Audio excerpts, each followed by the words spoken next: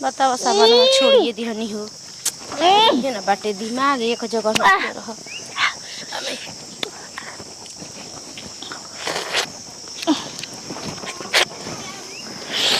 कुल खा जा कुल के बनानु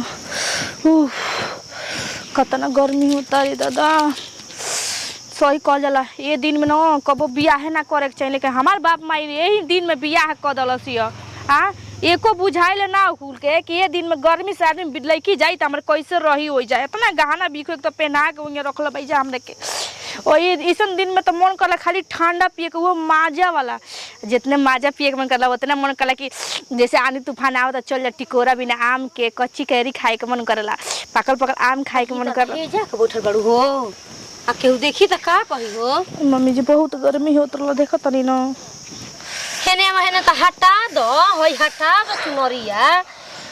ठीक बा अपन माथे पर लुगा ले रहा कम से कम चुनरिया हटा दो गर्मी में बाप रे बाप मुंह साड़ी खोल के के नंगटे उघारे हो जाई आ कैसे तू पहन ले बार हम जानत ना बानी जब हमरा होता गर्मी तो तहरा के ना होई हैं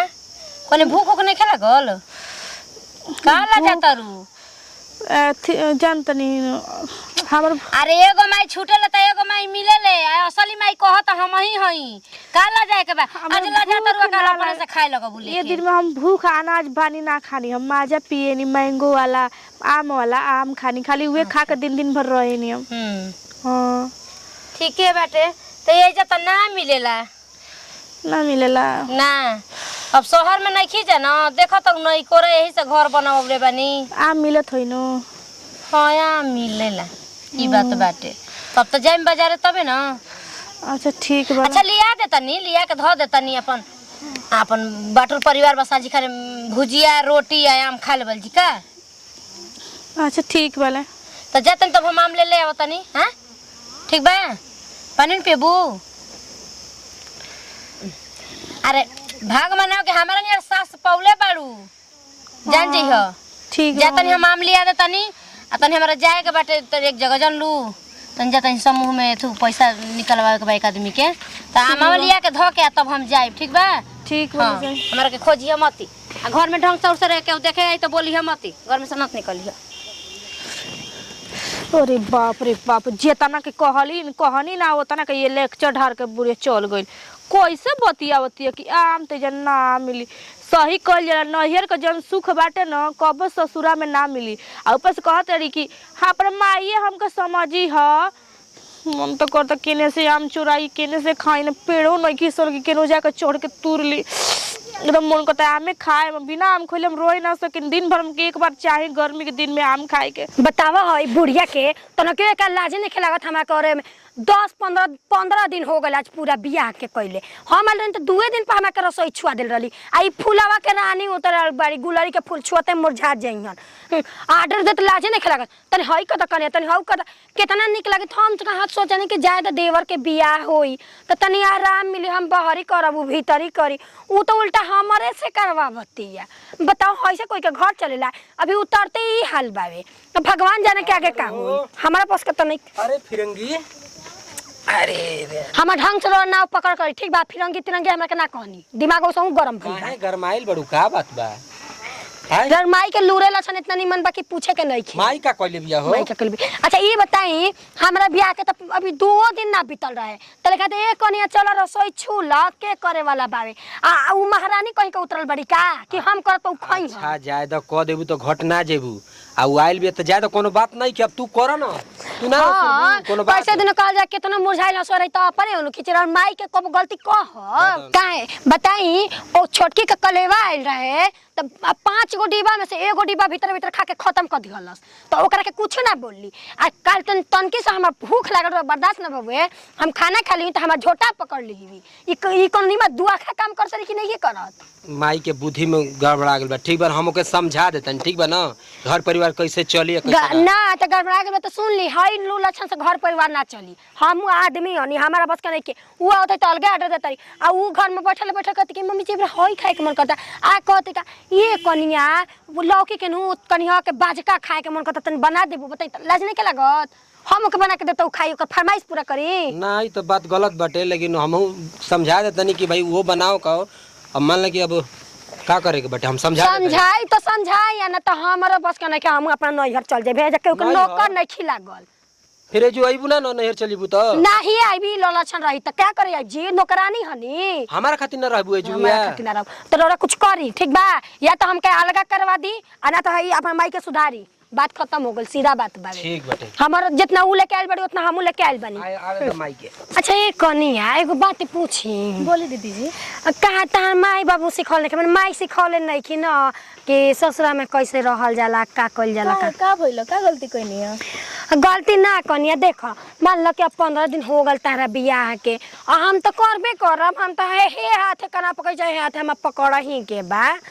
तो मने अपना तरफ से तारा मने काम धाम में कोनो रुचि नहीं है ना नाही जानते दीदी हमरा तो काम सब आवेले तुरजे डावला मम्मी जी माना कइले बन कि अभी मत कर। मम्मी जी के मने मम्मी जी के ताकत मम्मी जी कहब अपना तरफ से देख कनिया निमन बनल जाला अपने कहल जाला कि दीदी जी हटी हम हई काम करे तनी ए मम्मी जी कर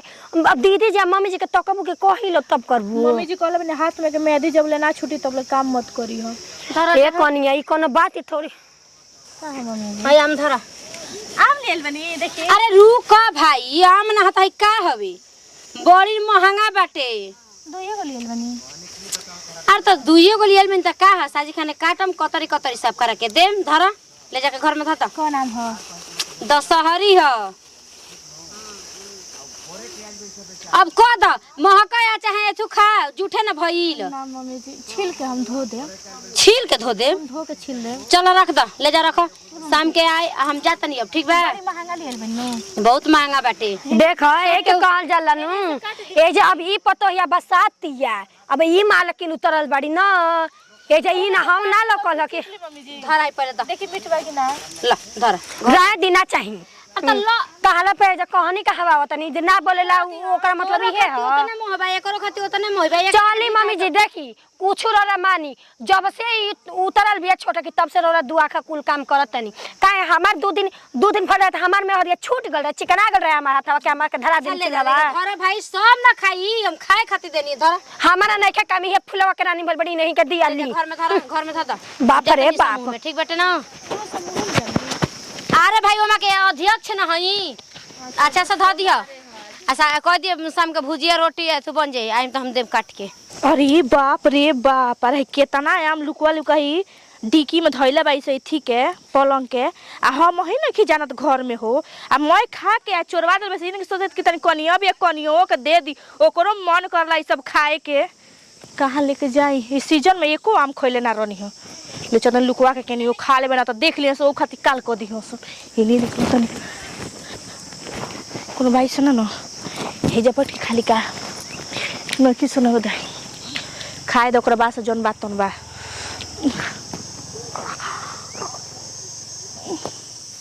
बताओ सब छोड़िए दिहनी हो ये ना बाटे दिमाग एक जगह न रह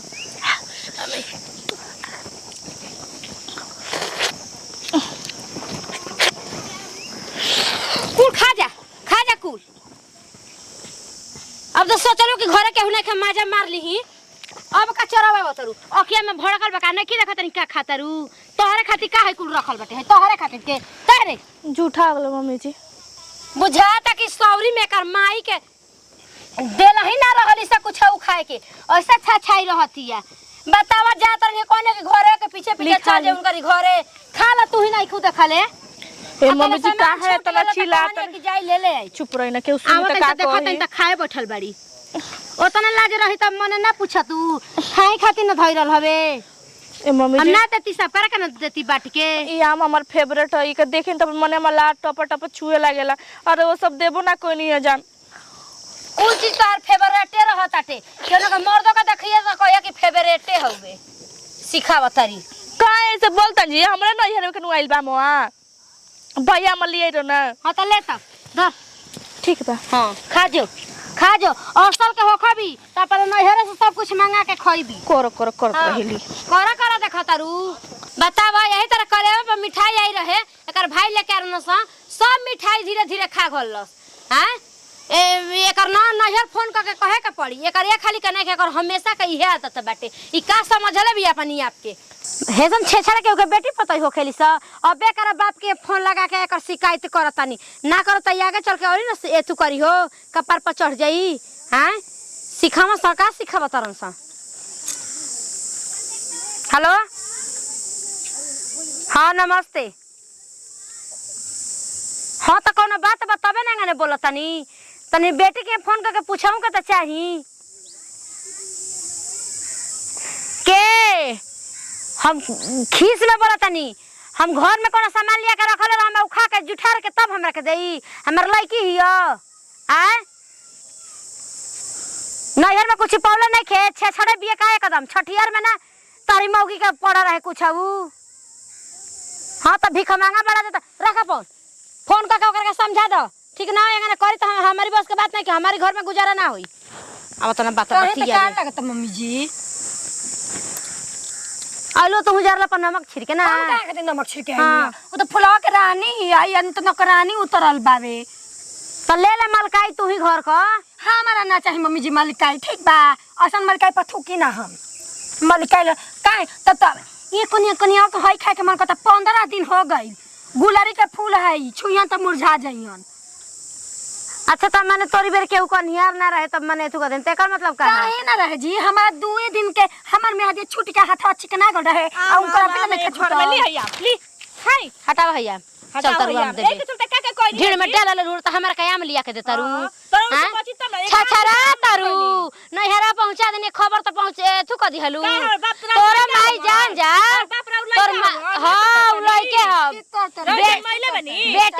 बेटी है ना हई बेटा वाला शान बसान सास के ना मौगी जहर पिया के मैं कनिया मुआ देली से तोरे नियर पतोई बे पेट्रोल छिड़के आदमी मुआ देता थे तब जब मैं खींच रहा से बोलू ए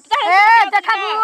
उठ पर ओकर चमड़ा खींच ओकर चमड़ा खींच के देखा चमड़िया के को छिल देबिया छिल खेले बढ़ जा का दुनिया मिल के हाय नया नचर कनिया देख लो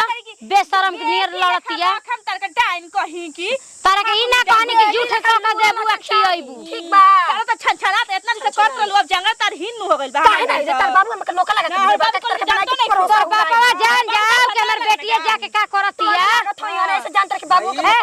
छोटका का बोला तड़ू सरे मजर खइला झूठ का के दे तक तू मौगड़ा बड़ा तू का झूठ का हमरे के ना कहे के एगो हम हमरा बोलत स उनके नहीं ये ससुराल सब के जान गेले एगो तू जाओ हम तोरे के आम ले आई आग लगा मेहरा बना के रख लो फालतू ना बोलल जाला ठीक ना पूरा आज ले त हमरा बाबा एकदम टूटा घर पे अरे जा ना जाओ है ना दुनिया के देखावा तारू ढेर बोली के काम तो नहीं की अब छोड़बो ना कर सासो ना उतर तो लतवास दबे ही जान तो नहीं लता धका पिचुन दे बाबा कचलेवा बिक दे बुझलू कि नहीं सब काहे बियाह कइली भैयावा का जब ओइसन मिलल त ए देखी अपन जबान पर लगा में रखी ठीक अरे बा तू चुप कर फालतू बकवास मत कर ठीक ना हमरा भी तो बोलिए ना निकलेला जो भाग नहीं हम तोरा को रखम नहीं भाग नहीं भाग के रहता हां जो मर जो का रे मैं तू शांति से ना रह सकेली हां बुझाला ना कि रोज रोज घर में करकट लगौले रहताड़ी खाही खाती ना घर में आवेला जा कपार पर चढ़ के जे तू करी ना तहिए पता चल जाई अभी नए नचरबे त ई ना काम कर दिहलस आगे चल के का करी पहले से तजना देल शुरू कर देले बड़ी तू ना तजने दे कपार पर हम चढ़ावे ला काम ना करेनी बेटी पतोहिन के ठीक है बा जोन तोर दिमाग में आऊ एक कर